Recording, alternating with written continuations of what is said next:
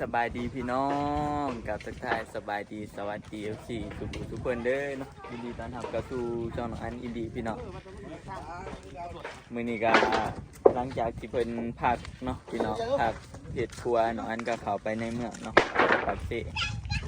เข้าไปวันเกิดไอ้เพิ่นพี่น้องว่านนี้เนาะเพิ่นบ่ได้เฮ็ดมื้อนี้เพิ่นเฮ็ดพี่น้องก็น้องอันก็ออกมาสายแหน่เนาะออกมาสายหั่นแหละพี่น้องก็เลยจ้างเนาะจ้างเขาคนอยู่บ้านนี่แหละพี่น้องน้องอุเนาะน้องอุมาเฮ็ดแทนเนาะมื้อนี้ก็จ้างวันละแสนปลายเนาะพี่น้องวันละแสนกว่าก็200-300 กว่าบาทตอนนี้ก็เพิ่นกับเพศกับไก่สีพักแล้วพี่น้องมันกับสีมาเห็ดซอยเพิ่นคือกันเนาะจ้างแล้วก็อยากมาเห็ดซอยเพิ่นอีกนะพี่น้องอันนี้เบื้องนี้เพิ่นหลังจากที่มางไปมื้อนั้นมันก็ทอนอีก2 ลักเนาะเพิ่นก็บ่ทันเฮ็ดหยังเบื้องเพิ่นก็ผู้ไปตอกเบื้องนะผู้บัดนี้คนแป้นมาผากเฮาเนาะพี่น้องแป้นเพิ่นสั่งมาไปเดี๋ยวเราสิพาไปเบิ่งเพิ่นเฮ็ดอยู่บ้างนะแล้วก็สิไปเฮ็ดซอยเพิ่นพี่น้อง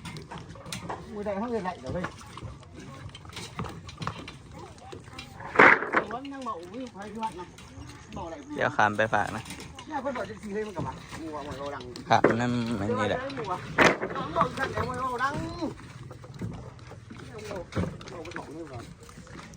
ทีโตแห้งเลยดีป่ะยังมึงอยากไหนมาสามบ่มาใช่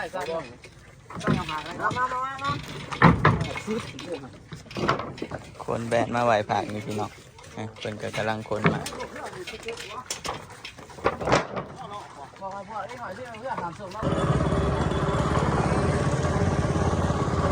พี่น้องเอ้ย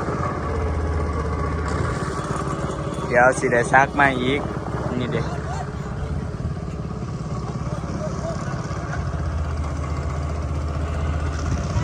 สิได้ซักมาอีกตัวมันถอนเนาะ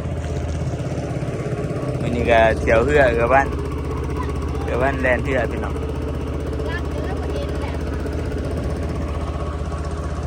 เดี๋ยวหาสิตามมาผ่านี่พี่น้องมาเบิ่งเพื่อนเฮ็ดแล้วกันสิเฮ็ดซอยเป็นน้ำจับซอยเป็นน้ำ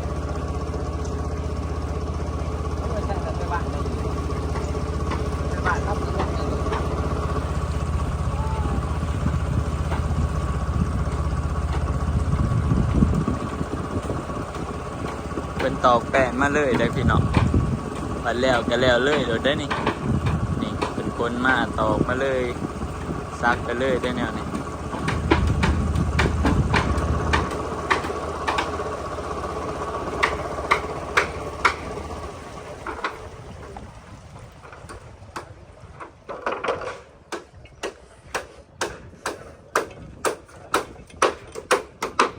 พี่น้อง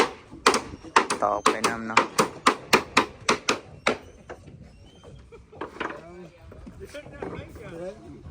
เนี่ยส่งไว้ใส่กระเป๋า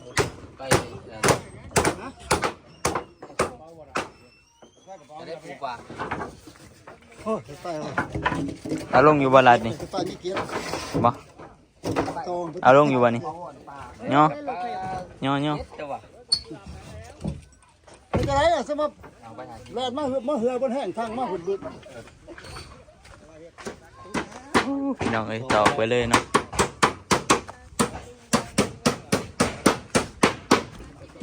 มันครับทำไรไม่ใจเหมาะเลยเหรอ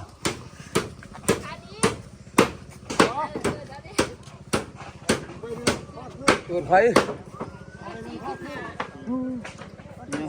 ค่าก็ดีพี่น้องตอกแป้นแต่ก็รู้สึกว่า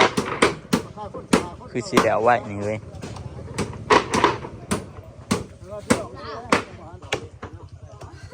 เป็นน้ำขึ้นมาอีกนี่เนาะว่าจะได้สิว่าแล้วตอกแป้นเลยดิเสียหายน้ำไปกันมา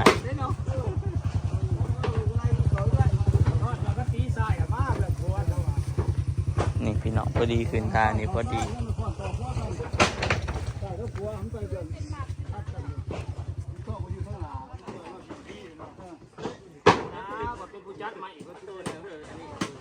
ขั้นน้ำบ่ขึ้นเนี่ยก็สิได้เอาไว้อยู่ดอกพี่น้องบัดนี้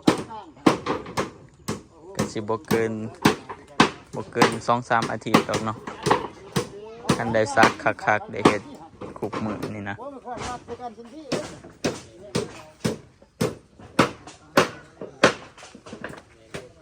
มื้อนี้ตอกไปก่อนพี่น้อง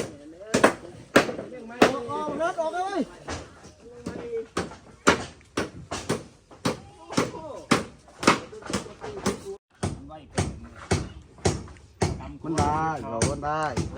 เดี๋ยวจีกตั้งแต่ถึงเมื่อบาทเน่าเล็กน้อยที่น้อยที่น้อยก็ถึงหุ้นกันละ นี่พี่น้องอันนี้เพิ่นก็กำลังตอกไปเนาะ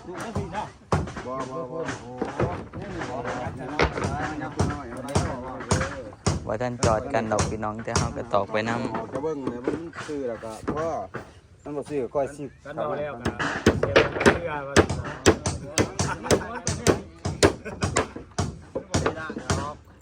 เขาแบบจะเบิ่งเขาต้องเสียง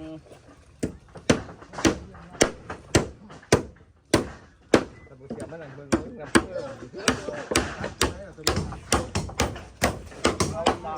เราอยู่ตัวนึงอยู่นี่ตัวนึงอยู่นะ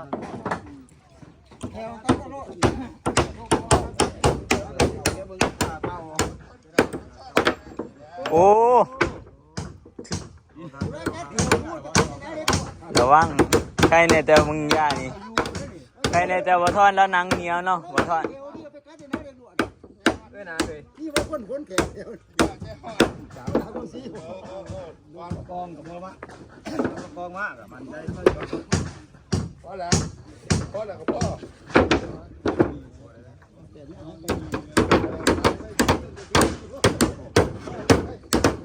พี่น้องเพิ่นก็ตอกไปเรื่อยๆเนาะเมื่อถ้าเบิ่งว่าเพิ่นสิตอกมาใส่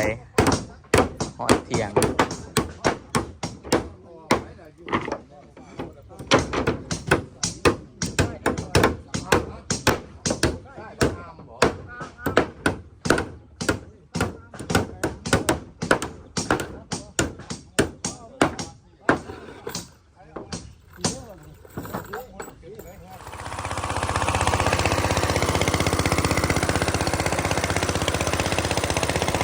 เอาแฟนถามมาเนาะพี่น้อง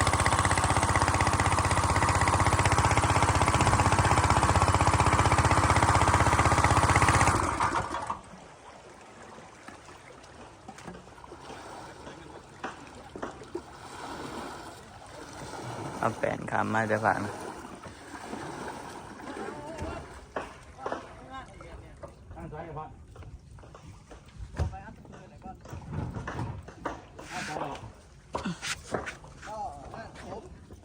ควาย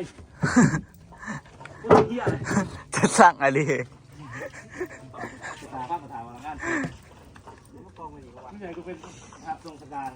คนขึ้นไว้นี่เนาะพี่น้องคนแปลนมาแต่ภาคเปลือกนะ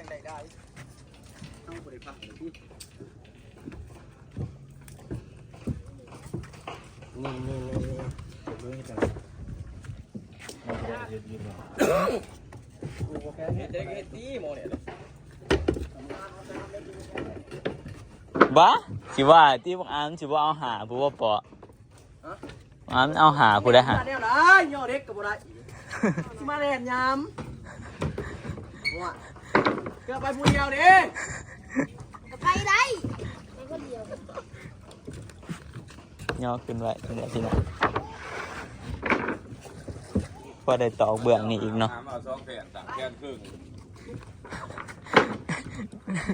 มันสิถือเรื่อยมาตัดว่ามันสิถือเรื่อยมาตัดให้มันเป็นได้หลายแล้วมันก็จะเอาวงอามไปพี่น้องคนใส่กันเนาะ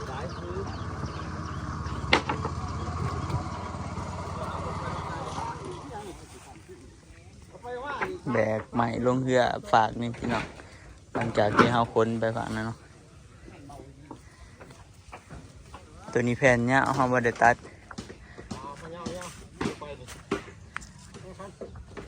ตามจริงเดี๋ยวแผนมันสิยาวแล้วพี่น้องนี่เด้นี่คันเฮาตัดไปตอกเนาะตัว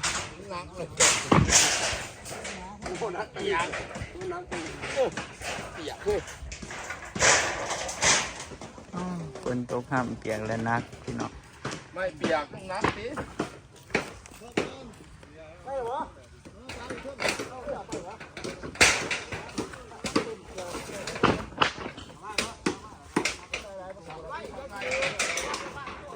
เพราะอะไรนะฮะลุงมง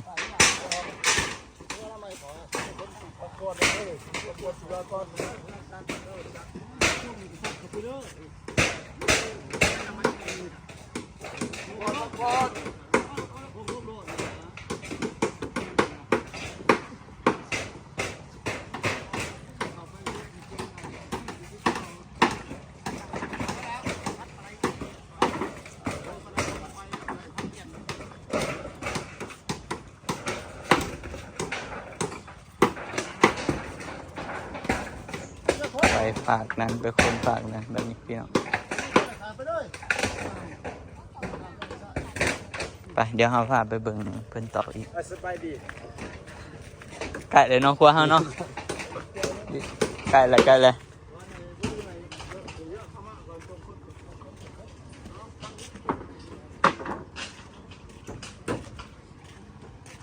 พี่น้อง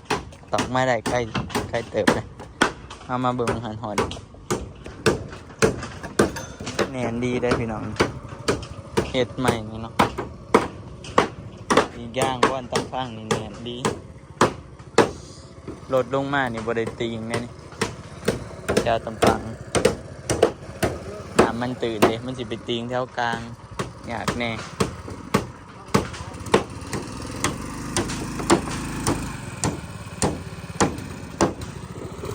แล้วสิเข้าได้บ่เด้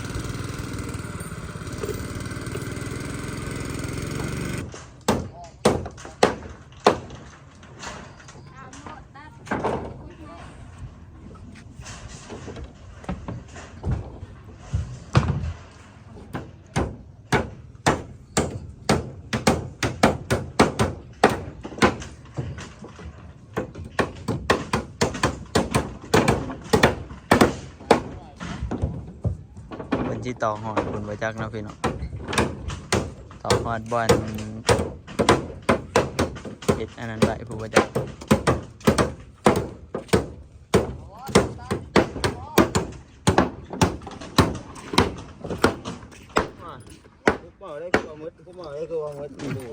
ไปเด้อเฮ็ดสิมาเพิ่นต่อหอดพุ่นเลยบ่นี่หอดบอลเฮาอันนั้นเลยบ่ต่อฮอดบอลฮักซักพูดแล้วพี่น้องสงสัยซุ่มนั้นเพิ่นเฮ็ดแน่นเลยต่อฮอดพูดได้เลย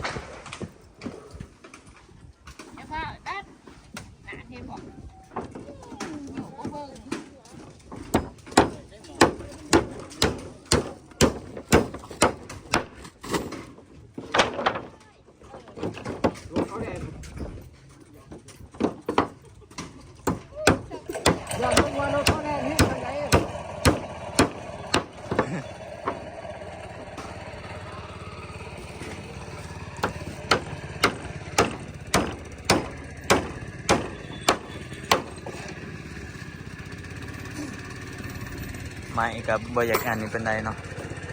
บ่อยากแห้งเป็นไรพี่น้องฝนตกใช่ไหมมันอยากหนัก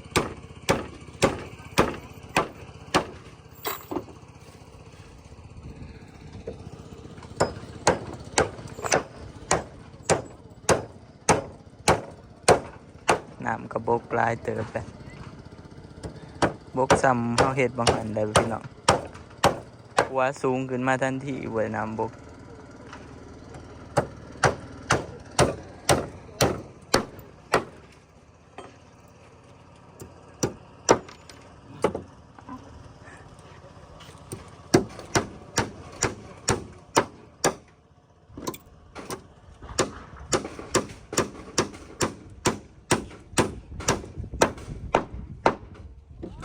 โอ้ยเมื่อไพ่ ผักแล้วเนาะพี่น้องผักเที่ยงเลยเนาะ ตัวควายเมื่อทางไหนคนได้หันท่านเมื่อทางนี้เราพ้นแปดไหม ตัวนี้ เมื่อบ่เมื่อทางนี้บ่โอ้ยไปโดน เป็นพ่ออะไรเนาะ ไม่อยากพ้นคนเราเมื่อรู้ มื่อนี้ตอกได้ซ้ำนี่พี่น้องพักก่อน11-12 โมงเลย เดียวคะแนนร้ายบอลอย่างเขาถิ่น มึงหนาวฮะว่าเห็นแน่นอน อย่างมาเขามาเล่นกลัว มาเนี่ยหันเอามาใหม่แล้วแล้วมันแพ้ก่อนขึ้นนี่แล้วทุก ไปเล่นปูแล้วเพื่อก็อยากมาชี้อ่ะหันตาเล็กเนาะ ไปพี่น้องเพิ่นกันเมื่อเลย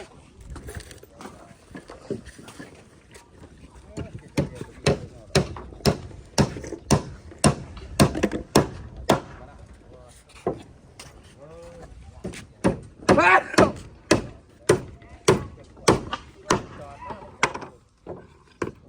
พี่น้องวันนี้เราก็สิเมื่อภาคนั้นคือกันเนาะเบิ่งเพิ่นต่ออีกกันจ้าหน่อย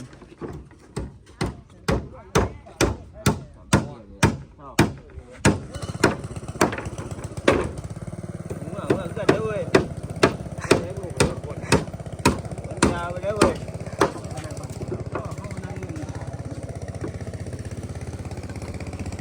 ตัวนี้ แต่ขาโมงนี้ไม่ขาเลือดจักเนาะ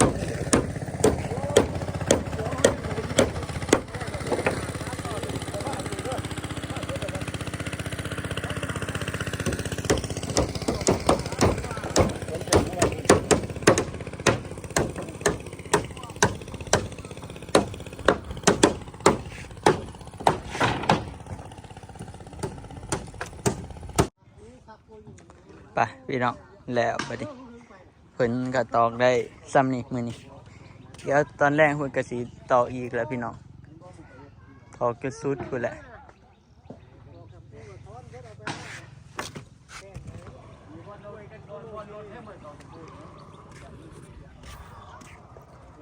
พี่น้องเอ้ยหัวเฮาเนาะคืบหน้าไปหลายเติบแล้วใกล้สิได้ใช้แล้วพี่น้องใกล้สิได้เที่ยวแล้วเนาะแต่ปูแป้นไปน้ำเนาะเพราะว่ามันจะสบายพี่น้องปูแป้นไปน้ำเห็ดไปน้ำเนาะย่างมันก็สบายย่างคนใหม่คนยังเนาะแต่ว่าบ่ทันจอดกันดอกแต่ว่าเฮากับปูแป้นน้ำเพราะว่าได้เอาใหม่ไปตอกไปยังสบายดีพี่น้องบ่ต้องยากอยากแต่น้ำพี่น้องคันน้ำบ่มากก็โอเคเนาะคันน้ำมากนี่โอ้นะปูแป้นแล้วคือพวกคำหยาดเนาะเขาจะมากเลยพี่น้องเพราะว่าน้ำเห็ดครัวเขาจะหักเนาะครัวบ้านเฮาเห็ดบ่ทันแล้วมากก็มากน้อยหนึ่งพี่น้องมากจุ่มเฮาซักบ่แน่ไปเดี๋ยวเฮาก็สิเมื่อเนี่ยน้ำเหืออันนี้เพิ่นซะ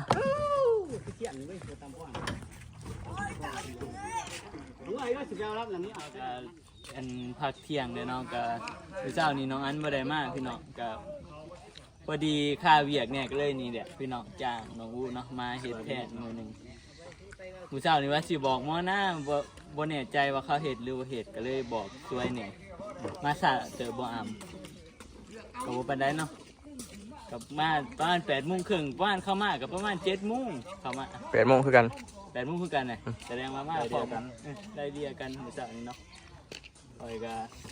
มาวัง9:00 นพี่น้องมาแต่เซ่เนาะมาตั้งแต่เซ่กันนี่แหละพอดีได้น้องอุโทรหาจักสิอันนี้บอกไฟหั่นนะเฮาบ่ว่างก็เลยมีเฟซน้องอุก็พอดีมา